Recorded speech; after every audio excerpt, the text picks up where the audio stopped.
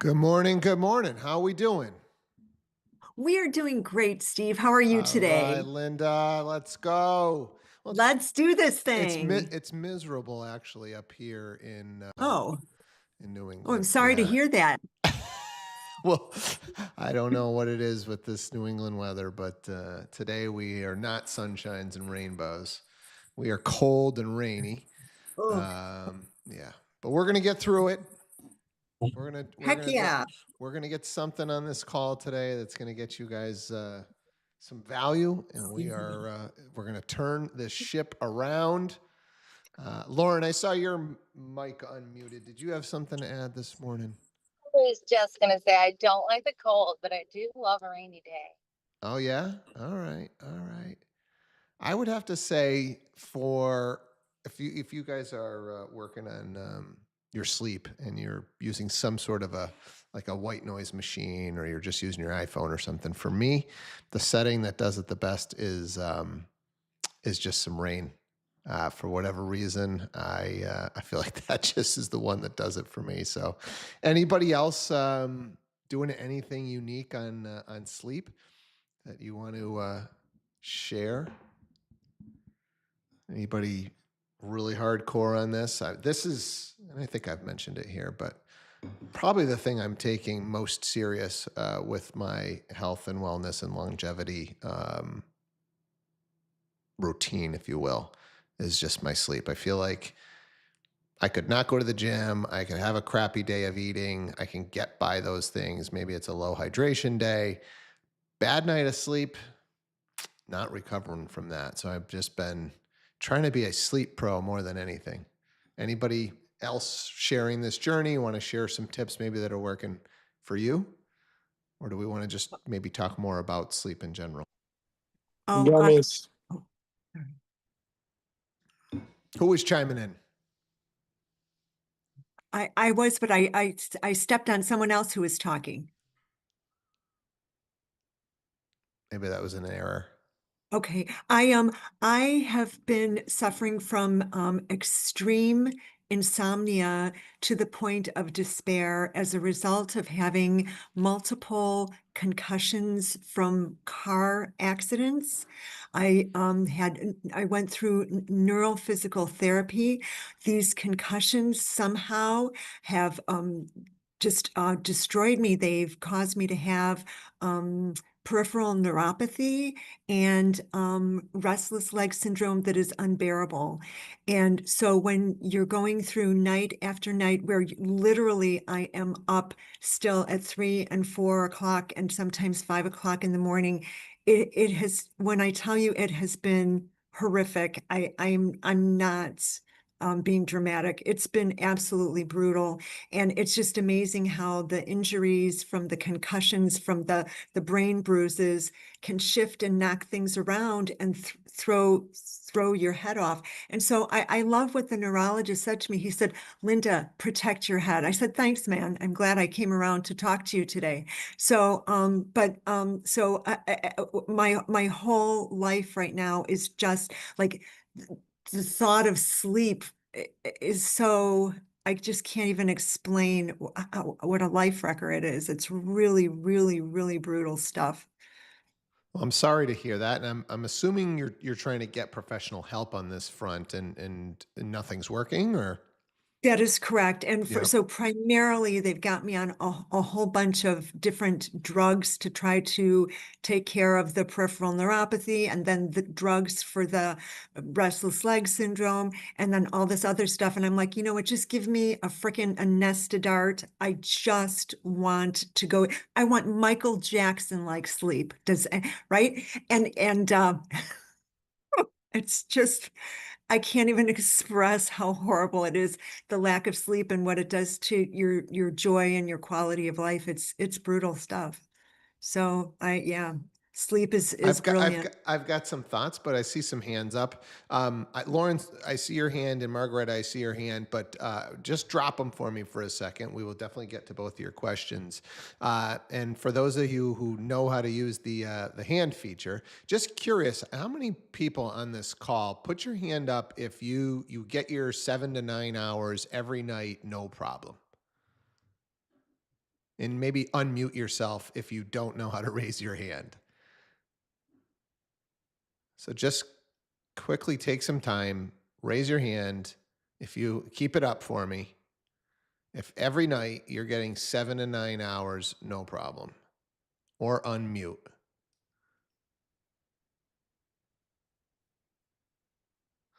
All right, so this is yeah. So, or maybe put something in the chat. So I've got Amber, and somebody else had their hand up, but maybe it's down.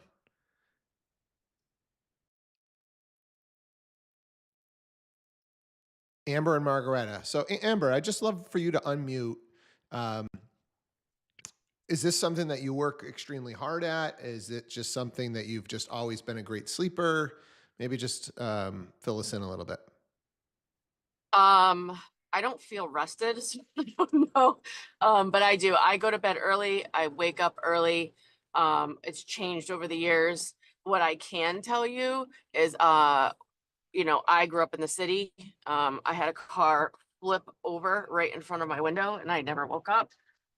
We lived in a six family at one point and we had those alarms going off because there was a fire. I never woke up.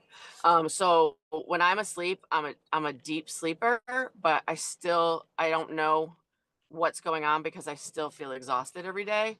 But again, I have a ton of concussions as well, so I'm not sure if I have the opposite problem. Yeah, interesting. So definitely just um, sleep. All sleep is not the same, right? So I don't know if for those of you who haven't gone deep on this, like just because you sleep 8 hours and I sleep 8 hours doesn't mean we got the same rejuvenation, if you will. So the deep sleep and the REM sleep are big factors. So a couple of ways to kind of think about this is a lot of people will say, "Well, I like to have a glass of wine at night. That is going to, just makes me feel a little drowsy, and it helps me get to bed." Well, it is going to help you get to bed, right? But those deep sleep and those REM sleep stages are going to be extremely short, and so you're going to maybe sleep for your 8 hours, but then you are not going to wake up feeling rested.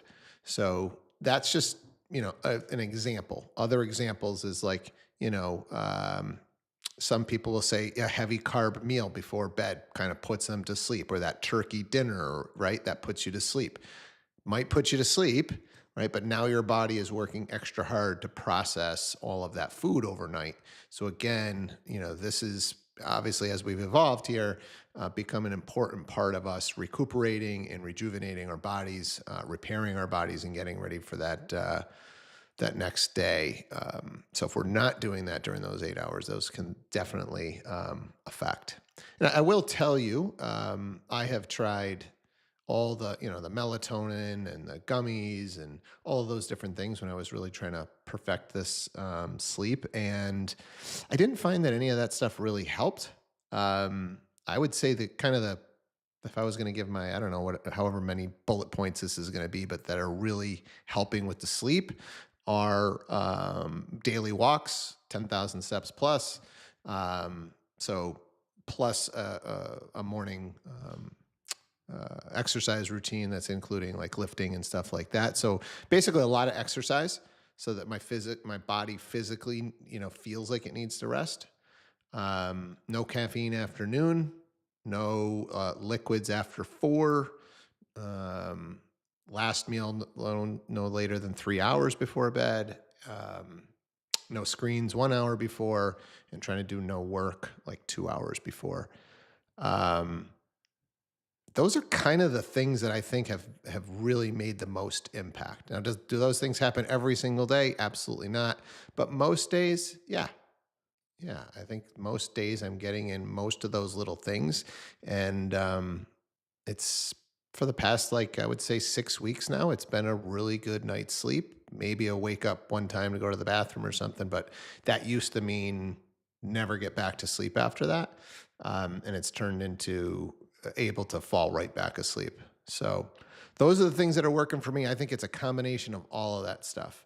Um, that's really working for me. So anybody else want to kind of comment, or maybe some struggles that you're having, or some things that you have tried?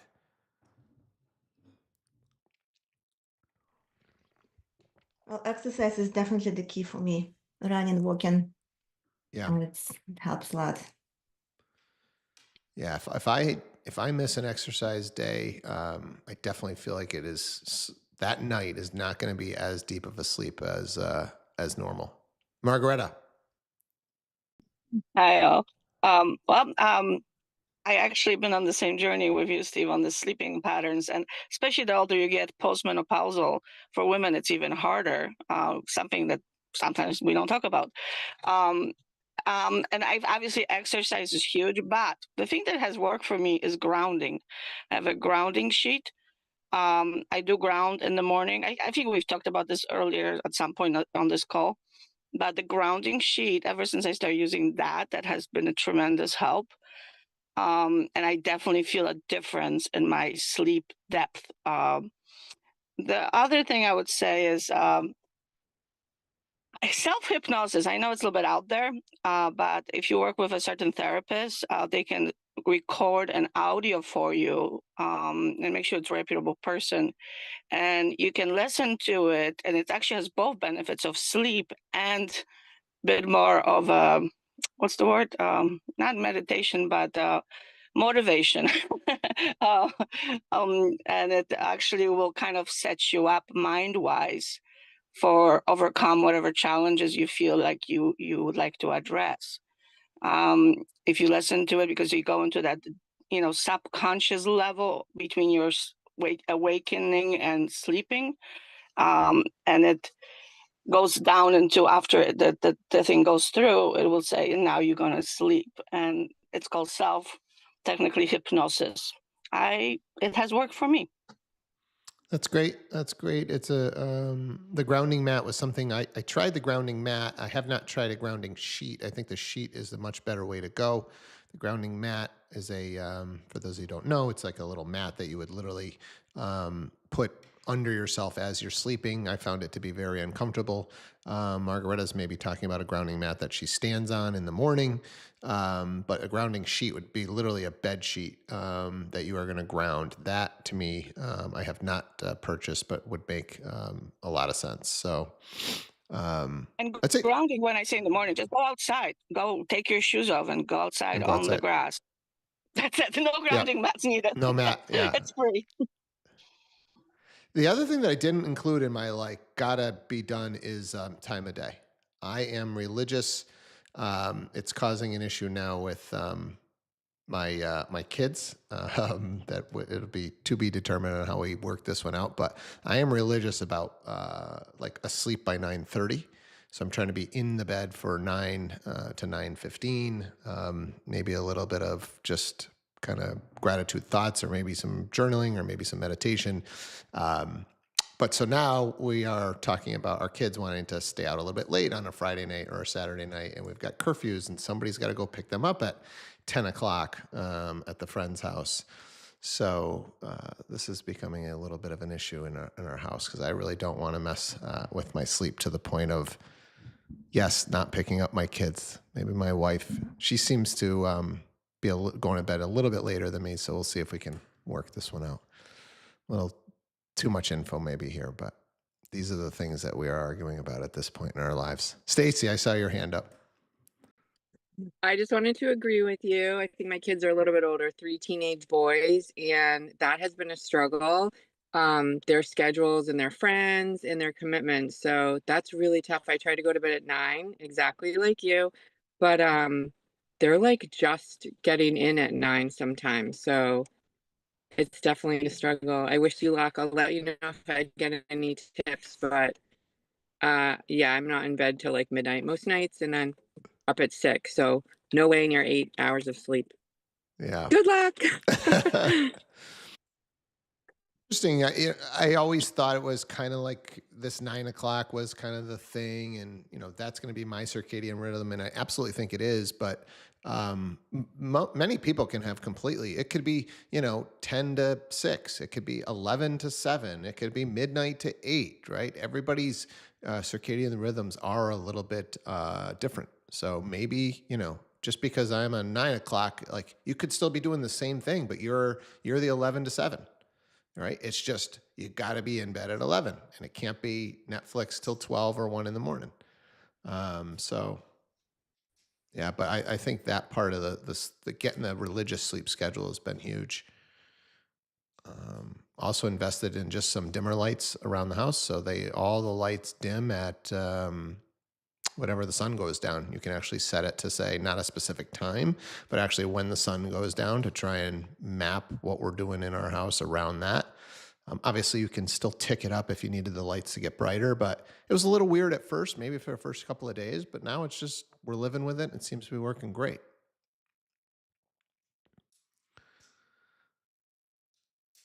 And this is a lot on sleep. Anybody have any other questions on it?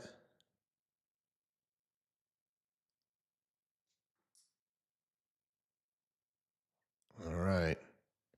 How about real estate? What's going on in your real estate world? What's going on in our transactions? Who's got something unique to bring to the table?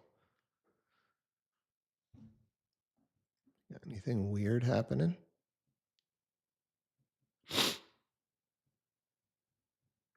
Steve. So I have a question for the group because I've never dealt with this yet. There's a property in a town. It's for sale by the town. It used to be a old school that they are zoned as single family residence. So I have an investor who's interested in possibly putting it in a bid. So the question is, there's this huge packet to fill out with the town. So I have a couple questions. One is, I would just probably have them pay me directly because obviously the town's not like dealing with real, they just have a lawyer, it looks like. So I would just kind of say like, hey, like they're not going to be offering any, buyer compensation, so it's going to be something they're going to have to pay.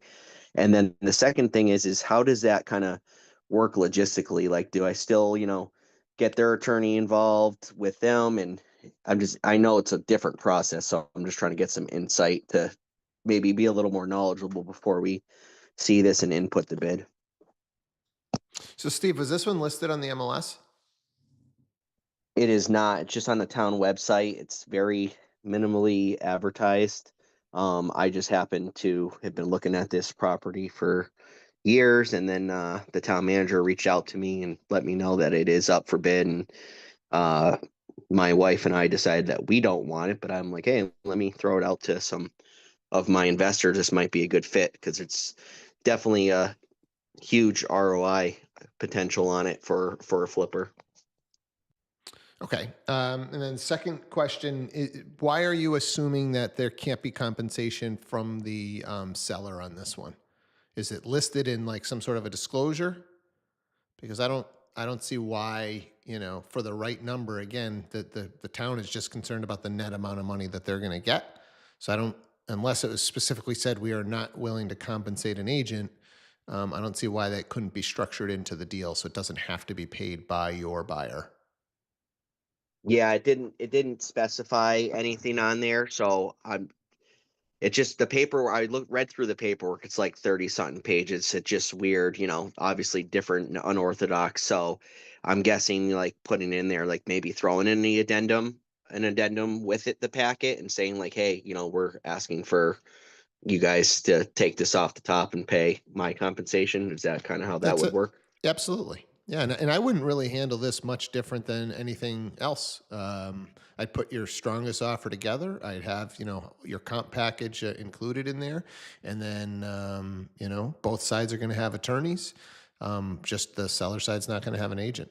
But other than that, I think it's going to roll, pretty much the same way. I don't know if anybody else wants to chime in. Has anybody ever, I've never actually done this, never bought directly from a town. So I don't know if anybody else wants to comment if they've done something directly from a town and, hey, watch out for this or that. But I don't think it's going to be much different. I would equate it to very similar to doing one of these, bank owns where you're bidding through a website. And it sounds like, Steve, you got a good relationship with the town manager too. I'd just be having an open, honest conversation. Hey, look, I've never done this before. Here's a couple of questions I have. How often do you guys do this? What else do I need to know? And just be curious and see what he's willing to tell you. They may not do this that often, and he might say, hey, you know what? I don't know. I didn't even think about that. We haven't done this during my tenure. I talked to a couple other people, and yeah, we could do it this way or we could do it that way. So I'd rather you get some dialogue going than have like an addendum on your offer and they don't know how to handle it. So they go, we don't know if we can do that, so we're just not going to even entertain that. Right? Get the dialogue going up front. Yeah, so that packet's so extensive. We're gonna try to see it next week. The deadline's not till the middle of June, so we have time before the bid. So if it's something my buyer's interested in, then yeah, I'm gonna reach out and kind of let him know, what the deal is. He knows I'm a realtor now, so although I'm not interested in it personally, I may have a buyer, so I'm sure, yeah, he'll give me all the details on it, and it is his first as the town manager, so it's a first time for him as well, so we could probably help each other out through this one. Yeah. Yeah. And I think it's just a good dialogue to have because I do think a lot of times agents, when you're not just having a dialogue like we are here on this call, are just thinking it's the town versus you. It's just like, no, they might not know what they're doing either half the time. So yeah, try and work together, see if you guys can help each other out. Earlier, I did write down that Lauren and Margaretta, you guys had your hands up, so I don't know if you had other things going on, or you were just commenting on the sleep stuff, or did either of you guys have, Lauren? Mine was just related to what Linda was talking about. So if we have something real estate, we can go with that since you're so far past it at this point. Okay. Margaretta, did you have anything else?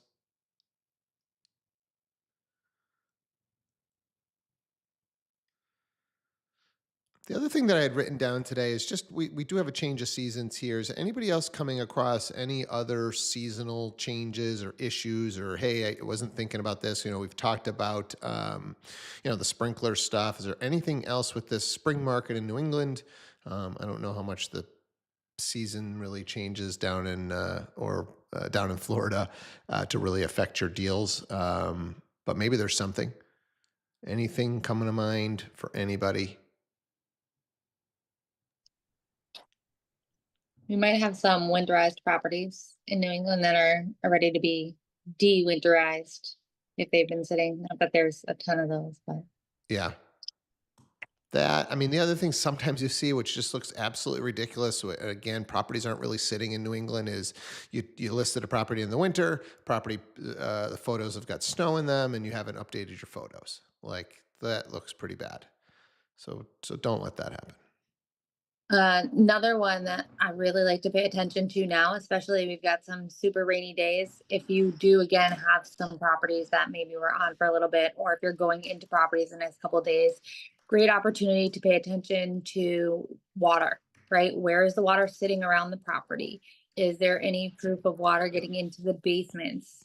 Taking a look, potentially even into attics if you have access to them, to see if there's any evidence of any moisture or water coming in, things like that. On the same front as the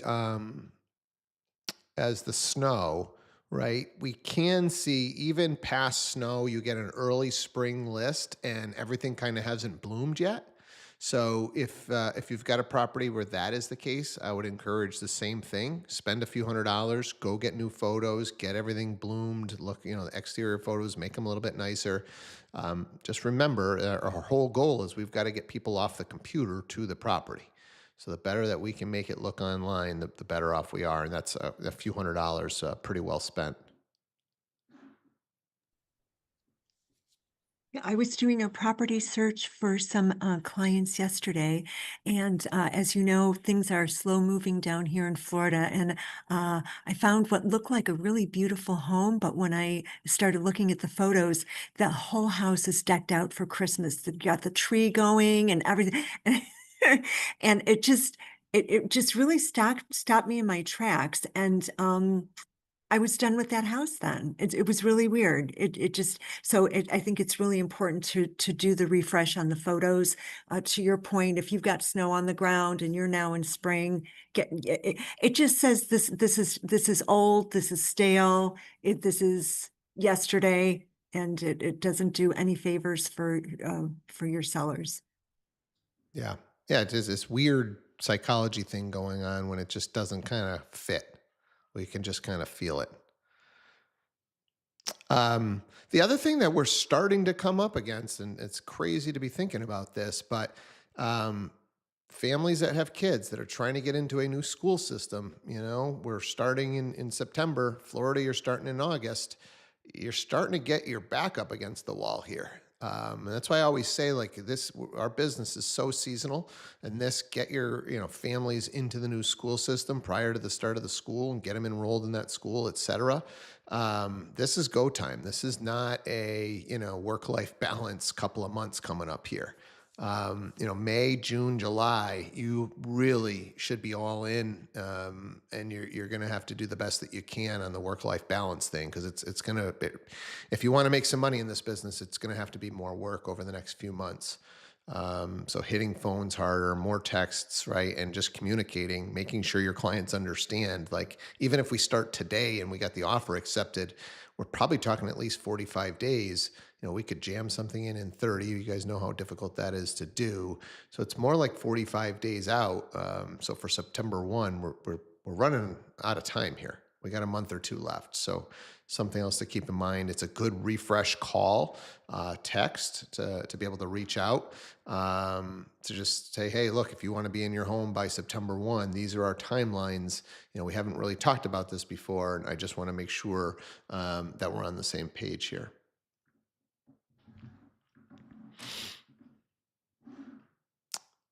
Anything else regarding spring market, timing, seasonal issues? All right. The last thing I wanted to do, then we'll wrap up. Let me share my screen here. Is, why does it do this?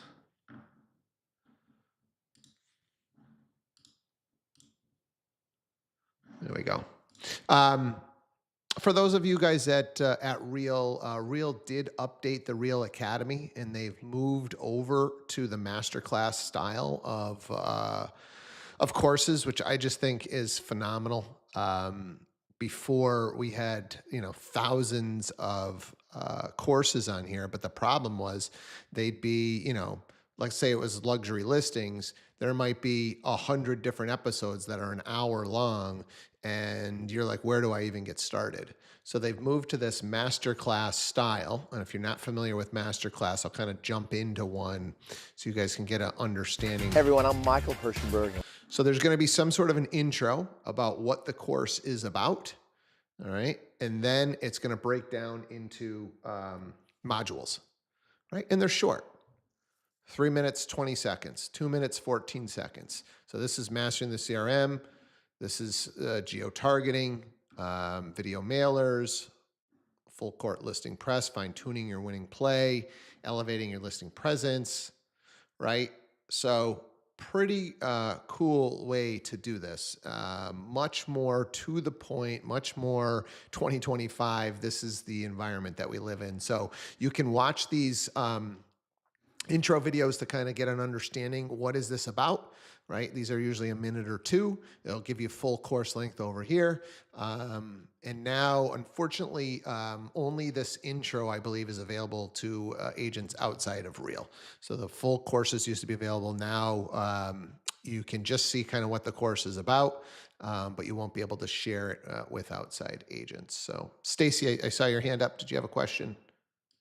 I had a quick question. I was wondering if anyone has done open houses over holiday weekends, because I'm doing 2 big open houses, and it's still crazy up here in Massachusetts, or at least the eastern side. So I'm asking for offers to be due on Monday, which is Memorial Day, and someone just texted me and was like, you should change that till Tuesday. So I don't know if anyone had any input on that. I'm going to do it anyways, but wondering if anyone had any. Thank you. Yeah, I'll tell you from my experience, like typically our holidays, if you've got Mother's Day, Father's Day, or Sunday holidays, I don't think those open houses make sense. You've got to get that property to market on a Thursday and then do the Saturday opens. As far as the offers being due on Monday with the holiday, I would tend to agree with whoever made the comment. I think just push it to Tuesday. I don't think it hurts to wait an extra day. Unless somebody else has got a strong opinion, Margaret, I see your hand up. I think that's the way to play it. Good morning. Just so you know, I had a friend of mine who did an open house Wednesday this past week. This week, well, this prior week, and it is a property around 300 in Springfield, and she goes, they had like 12 people. It was crazy. I mean, for like a Wednesday evening, it was a Wednesday, like 4 to 6, some sort of thing, and quite a few groups. I was like, Wednesday? How does that work? Yeah, I'm hoping it's crazy and serious buyers are there this Saturday and Sunday, because if they're serious and they've lost out in the past few weeks, which a lot of people have, my buyers included, they'll be there and they'll put in an offer. I will push it to Tuesday. I think that's actually probably a better idea. And then if it blows up in my face and doesn't work, I can always do that like a Wednesday, Thursday next week.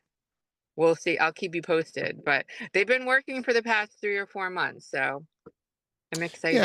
Yeah, in the past we had heard about, doing these Wednesday night, Thursday night, like on your way home from Commuter. work. Yeah. Look, if you're in the city, maybe, I just think the market is so cranked up right now in New England. Like, Margaret, I think that Wednesday open house, it could have been on Monday night for all, it's just like, oh my God, new Yeah. listing, right? I think that's more of what it was than Wednesday night is the night to do the open house. So, I'm still a fan of, we're listed on Thursday, no showings till the open house is this weekend, both days, Saturday, Sunday, offers on Monday. And in this case, because of the holiday, push it to Tuesday. So, Tuesday. Okay. yeah. All right. Yep. Will do. All right, you guys, go crush your Thursdays. We'll do this one more time tomorrow morning. All right. Take care. Thank you. Bye, everybody. Have a great day. Bye.